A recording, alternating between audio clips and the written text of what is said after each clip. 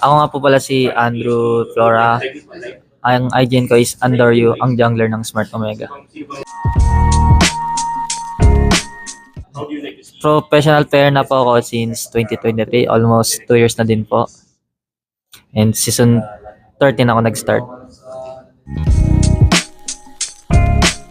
Nagsimula ako nung nakita ko siya sa mga pinsan ko and medyo interesting kasi kawig siya ng mga nilalaro ko sa computer games. Then nag-try ako.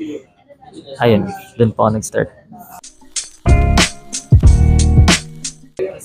Yung IGN ko po is galing sa Japanese, like tinranslate ko po yung Andrew as Andoryu and Andoryu lumabas kasi way back 2020 IGN ko nung puro pang Japan tapos nung nasali ako sa isang team, sinabihan nila ako na kailangan ko doon ng may sariling pangalan.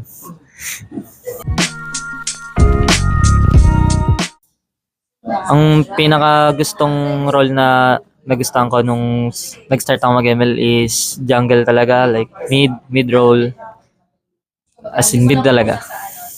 Nung mid lane po ako, mga ginagamit ko si Kimi, si Harit, and si Gusion.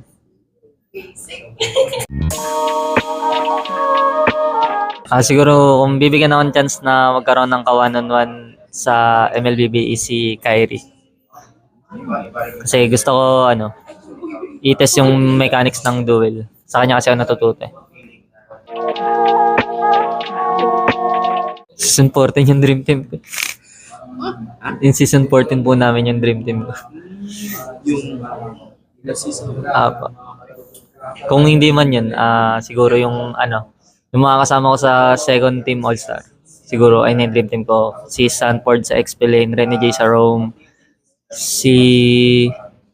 kalimutan ko sino yung sa mid eh. Sanji ata or Pew. Tapos yung golden si Super Marco. Siguro yung proudest moment ko this season 15 is kahit nakikita ko na nag-i-struggle yung sarili ko, tinutuloy ko pa rin kahit walang no result, bad performance. Siguro yung keep working pa rin ako. Siguro si Andoryu outside. Feel ko esport player pa rin ako pero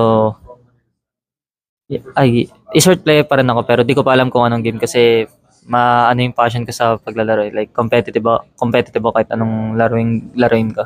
Siguro po athlete ng basketball kasi yung tatay ko po basketball player. So ipupush niya ako mag-basketball. Message ko po sa mga nagsusupport sa akin and sa amin, maraming salamat sa pagpatuloy at sa pagtanggol sa amin. Dadating din yung panahon na papatunayan namin sa inyo na kami naman.